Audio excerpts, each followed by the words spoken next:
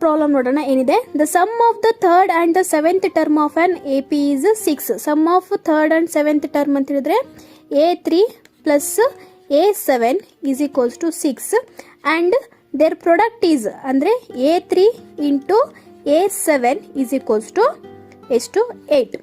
So ಇವಾಗ A3 ಅಂದ್ರೆ general form ಹೇಗೆ ಬರೀತೀವಿ, A plus 2D plus A7 ಅಂದ್ರೆ general form A plus 6D is equals to 6. So A plus A ಎಷ್ಟಾಗುತ್ತೆ 2A plus 2D plus 6D ಅಂತ ಹೇಳಿದ್ರೆ 8D is equals to 6. So ಇವೆರಡರಲ್ಲೂ 2ನ common ತೆಗಿಬೋದು. ಅವಾಗ ಏನಾಗುತ್ತೆ 2 into A plus 2 4 8 4D is equals to 6. So ಇಲ್ಲಿ A plus 4Dನ ಹಾಗೆ ಉಳಿಸ್ಕೊಳ್ಳೋಣ. ಇದೇನಾಗುತ್ತೆ 6 ಇಂಟು 2 ಈ ಕಡೆ ಬಂದ್ರೆ ಏನಾಗುತ್ತೆ ಡಿವೈಡೆಡ್ ಬೈ 2. ಸೊ 2 1 2 3 ಆಗುತ್ತೆ.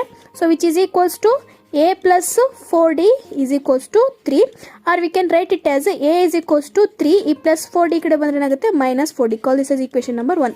ಸೊ ಏನಕ್ಕೆ ನಾವು A ಗೆ ಸಾಲ್ವ್ ಮಾಡ್ಕೊಂತೀವಿ ಅಂತ ಹೇಳಿದ್ರೆ ಇಲ್ಲಿ ನಮಗೆ ಇಂಟು ಇದೆ. ಸೊ ಪ್ಲಸ್ ಇದ್ರೆ ನಮಗೆ ಡೈರೆಕ್ಟ್ ಲೀನಿಯರ್ ಇಕ್ವೇಶನ್ ಸಿಗ್ತಿತ್ತು. ಇಂಟು ಇರೋದ್ರಿಂದ ನಾವು ಯಾವ್ದಾದ್ರು ಒಂದು ವೇರಿಯೇಬಲ್ಗೆ ಸಾಲ್ವ್ ಮಾಡ್ಕೋಬೇಕಾಗುತ್ತೆ. ಇವಾಗ product A3 into A7 is 8. So A3 general form ಏನು A plus 2D into A7 ಅಂತ ಹೇಳಿದ್ರೆ A plus 6D is equals to 8. So ಇಲ್ಲಿ A ಅಂದ್ರೆ ಏನು ಫೈಂಡ್ ಔಟ್ ಮಾಡಿದೀವಿ ನಾವು 3 ಮೈನಸ್ 4D ಸಬ್ಸ್ಟಿಟ್ಯೂಟ್ ಮಾಡಿದ್ರೆ ಏನಾಗುತ್ತೆ A is equals to 3 minus 4D. ಇಲ್ಲಿ ಪ್ಲಸ್ 2D ಹಾಗೆ ಇದೆ. So plus 2D. ಸಿಮಿಲರ್ಲಿ ಈ ಕಡೆದು A ಅಂತ ಹೇಳಿದ್ರೆ 3 minus 4D plus 6D is equals to 8.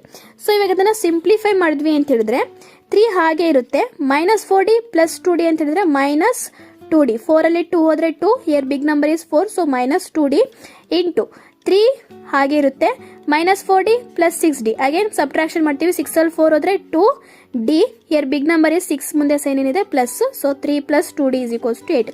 So ಇವಾಗ 3 minus 2D into 3 plus 2D it's in the form of A minus B into A plus B which is equals to A square minus B square. So ಅಲ್ಲಿ A ಜಾಗದಲ್ಲಿ 3 ಇದೆ, B ಜಾಗದಲ್ಲಿ 2D ಇದೆ. So ಇದೇನಾಗುತ್ತೆ 3 square minus 2D whole square is equals to 8. So 3 square ಅಂದ್ರೆ 9 minus 2D whole square ಅಂದ್ರೆ 2 square ಅಂದ್ರೆ 4, D square ಹಾಗೆ is equals to 8. So minus 4D whole square is equals to 8. ಈ plus 9 ಈ ಕಡೆ ಬಂದ್ರೆ ಏನಾಗುತ್ತೆ minus 9. So again minus 4D square is equals to 8 minus 9 is minus 1. So minus minus 8 cancel. ನಮಗೆ D square ಅಷ್ಟೇ ಬೇಕು, D ನ ಹಾಗೆ ಉಳಿಸ್ಕೊಳ್ಳೋಣ. 1 ಇಂಟು 4 ಈ ಕಡೆ ಬಂದ್ರೆ ಏನಾಗುತ್ತೆ divided by 4. So which is equals to D ಅಂದ್ರೆ ಏನಾಗುತ್ತೆ ಪ್ಲಸ್ ಆರ್ ಮೈನಸ್ ಈ ರೂಟ್ ನ ಶಿಫ್ಟ್ ಮಾಡ್ತೀವಿ ಸ್ಕ್ವೇರ್ ನ. So plus or minus square root of 1 divided by 4. So D is equals to plus or minus square root of 1 ಅಂದ್ರೆ 1, square root of 4 ಅಂದ್ರೆ 2. So D is equals to plus or minus 2, or we can write it as D is equals to plus 1 by 2 or D is equals to minus 1 by 2. What we have to find? We have to find sum of the first 16 terms of the AP. ಅಂದ್ರೆ we have to find S16, that means is equals to 16. So ಇವಾಗ first ಒಂದನೇ ತಗೋಣ. When D is equals to plus 1 by 2 ಅವಾಗ SN formula same ಬರ್ಕೊಂತೀವಿ. SN is equals to n divided by 2 into 2A plus n minus 1 into D.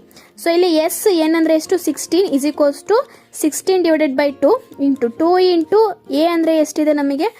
Okay, A find out ಮಾಡ್ಕೊಂಡಿಲ್ಲ, first A find out ಮಾಡ್ಕೊಳ್ಳೋಣ ಇಲ್ಲಿ.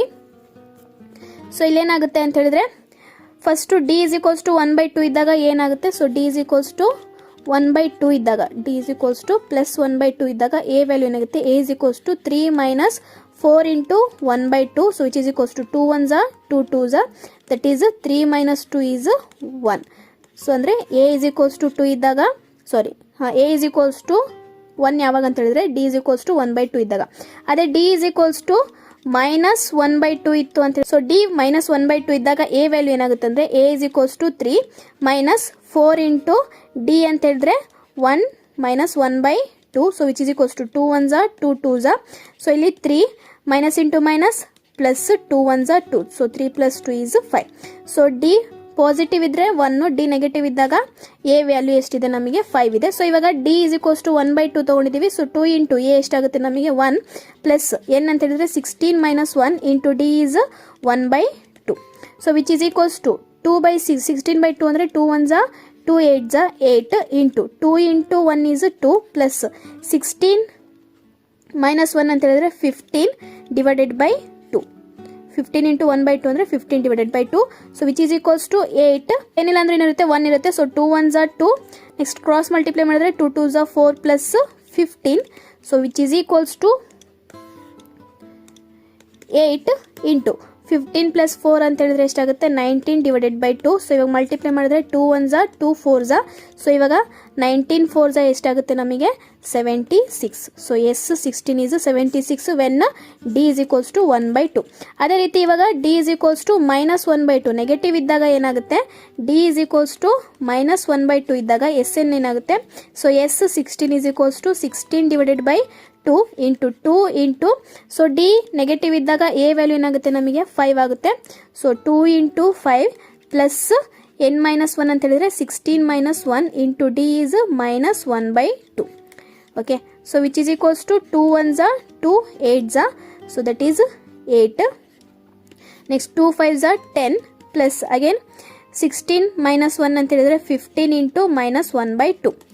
Next ಇಲ್ಲಿ 8 into 10. So ಇಲ್ಲಿ plus into minus 15 1s are 15 divided by 2. So 10 - 15/2. So 8. So same procedure ಇಲ್ಲಿ ಏನೇನಾದ್ರೂ 1 ಇರುತ್ತೆ. 2 1s are 2, then 2 10s are 20 minus 1 into 15 is 15. So ಇಲ್ಲಿ 4 ಉಳಿಯುತ್ತೆ. 20 ಮೈನಸ್ 15 ಅಂತ ಹೇಳಿದ್ರೆ ಎಷ್ಟು 5. So 4 5s are 20 is the answer. So ಈ ರೀತಿ ನಾವು AP ಪ್ರಾಬ್ಲಮ್ಸ್ನ ಸಾಲ್ವ್ ಮಾಡ್ತೀವಿ. ಸೊ ವಿಡಿಯೋನ ಕೊನೆವರೆಗೂ ನೋಡಿದ್ದಕ್ಕೆ ಥ್ಯಾಂಕ್ ಯು. ವಿಡಿಯೋ ಇಷ್ಟ ಇದ್ರೆ ಲೈಕ್ ಮಾಡಿ, ಶೇರ್ ಮಾಡಿ, ಹಾಗೆ ಚಾನಲ್ನ ಮಿಸ್ ಮಾಡದೆ ಸಬ್ಸ್ಕ್ರೈಬ್ ಮಾಡಿ. ಹಾಗೆ ನಾಳೆ ಎಕ್ಸಾಮಿನೇಷನ್ಗೆ ಎಲ್ರಿಗೂ ಆಲ್ ದ ಬೆಸ್ಟ್ ಅಂತ ಹೇಳ್ತಾ ನಾನು ವಿಡಿಯೋನ ಕಂಪ್ಲೀಟ್ ಮಾಡ್ತೀನಿ. Thank you.